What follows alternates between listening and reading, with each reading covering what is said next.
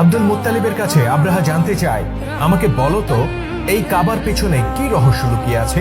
কেন অগণিত মানুষ এখানে ছুটে আসে আর তোমরা তাদের সাথে ব্যবসা করে এত লাভবান হও? আমি ইয়েমেনে প্রাসাদতুল্লায় গির্জা গড়ে তুলেছি শুধুমাত্র মানুষকে ইয়েমেনের প্রতি আকৃষ্ট করার জন্য, কিন্তু তারা সেখানে না গিয়ে কেন কাবাতে ছুটে আসে? আব্দুল মুত্তালিব বলেন, আমি জানি না কি এই গৃহের মাহাত্ম্য, আমি কেবল জানি এটা এক পাথরে নির্মিত ঘর মাত্র। অতঃপর আব্রাহা বলে, আমি পাথরের এই ঘর ভেঙে ফেলতে এসেছি, তবে তোমাদের কোনো ক্ষতি করব না যদি তোমরা আত্মসমর্পণ করো। আব্দুল মুত্তালিব বলেন, আমি এই ঘরের ব্যাপারে চিন্তিত নই, আমি বরং চিন্তিত আমার সেই সব ওটের ব্যাপারে যা তোমার লোকেরা ছিনিয়ে এনেছে। আর আমি চিন্তিত সেই নিরীহ নগরবাসীর ব্যাপারে যাদেরকে তোমার লোকেরা ধরে এনে নির্যাতন করছে। তুমি তাদেরকে ছেড়ে দাও আর আমার সম্পদ আমাকে ফিরিয়ে দাও। আব্দুল মুত্তালিবের এই কথা শুনে চটে যায় আব্রাহা। সে চিৎকার করে বলে, তুমি কাবার তত্ত্বাবধায়ক, এই ঘরের নিরাপত্তার দায়িত্ব ছিল তোমার উপর, কিন্তু সে ব্যাপারে তুমি এতটুকু বিচলিত নও, অথচ নিজের ওটের ব্যাপারে তুমি কতই না উদ্বিগ্ন।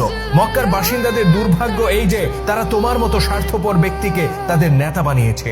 আব্দুল মুত্তালিব অত্যন্ত দৃঢ়তার সাথে উত্তর দেন, তোমার লোকেরা যা ছিনিয়ে এনেছে আমি আব্দুল মুত্তালিব তার মালিক, তাই আমি সেগুলো ফেরত চেয়েছি। কিন্তু যে ঘরে তুমি আক্রমণ করতে যাচ্ছ তার মালিক আমি নই, যার ঘর তিনি তার নিরাপত্তার ব্যাপারে চিন্তা করবেন। আব্রাহা জানতে চায় কে সেই মালিক। আব্দুল মুত্তালিব বলেন, তুমি যখন সেখানে যাবে তখনই এর জবাব পাবে। আব্দুল মুত্তালিবের এই উত্তরে আব্রাহা আরো চটে যায়। সে বলে, নিয়ে যাও তোমার ওট আর বন্দী মানুষদেরকে, তবে জেনে রেখো আগামীকাল যখন আমার হস্তি বাহিনী তোমার নগরীকে পিষে ফেলতে যাবে তখন তারা এতটুকু করুণাও দেখাবে না।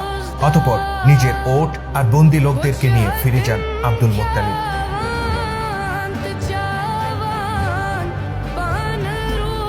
পরের দিনের ঘটনা, মক্কা উপত্যকায় ধুলো উড়িয়ে এগিয়ে আসে আব্রাহার বাহিনী। তাদের সম্মুখে ছিল অতিকায় হস্তির পাল, দ্বিতীয় সারিতে ছিল অশ্বারোহী বাহিনী আর পেছনে অগণিত যোদ্ধা। সবার সম্মুখে অতিকায় এক হাতির পিঠে চড়ে রাজকীয় আসনে আসীন ছিল বাদশাহ আব্রাহা, আর তাকে ঘিরে রেখেছিল দীর্ঘদেহী রক্ষীরা। দাম্ভিক আব্রাহার হস্তি বাহিনীর প্রতিটি পদক্ষেপ মক্কার মাটিতে প্রকম্পন সৃষ্টি করে, আর হস্তি যুদ্ধের গগন বিদারী চিৎকার প্রতিধ্বনিত হয় পাহাড়ের গায়ে।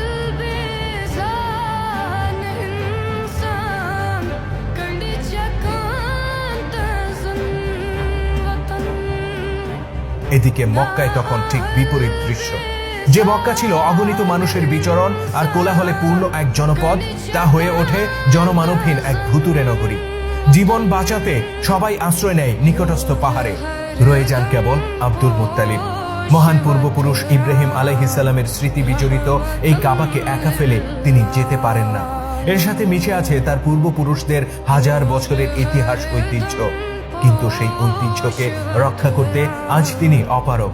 নিজেকে বড় অসহায় অনুভব করেন আব্দুল মুত্তালিব।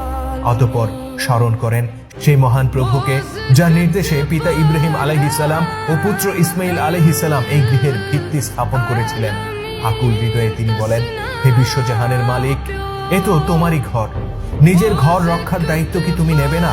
হঠাৎ আব্দুল মুত্তালিব চারপাশের আবহাওয়ায় কি একটা পরিবর্তন অনুভব করেন। দূরে, বহু দূরে আকাশের এক কোণে তিনি কোনো একটি ছায়ার অস্তিত্ব দেখতে পান। ধীরে ধীরে বড় হতে থাকে সেই ছায়া, আর শীঘ্রই সমস্ত আকাশ আচ্ছন্ন করে এগিয়ে আসতে থাকে মক্কা নগর।